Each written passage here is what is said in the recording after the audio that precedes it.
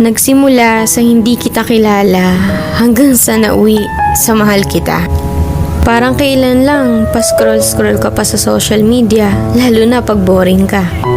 Yung tipong tamang like at shared post lang pinagkakalibangan mo. Wala ka naman sanang planong pumasok sa relasyon, pero biglang isang iglap may dumating sa buhay mo para mahalin ka. At sa hindi inaasahan, nahuhulog ka na rin sa kanya. Hanggang isang araw, yung akala mo magiging mag-isa, pero hindi pala, kasi may taong tatanggap sa'yo ng buo. Ang sarap nga naman magmahal pag mas mahal ka.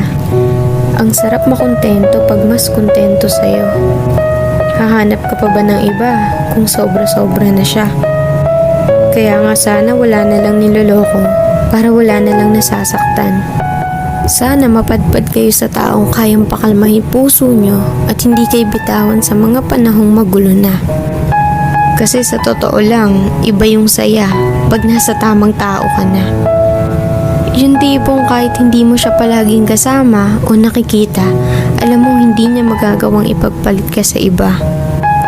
Kasi una pa lang, ikaw lang talaga nag-iisa sa buhay niya.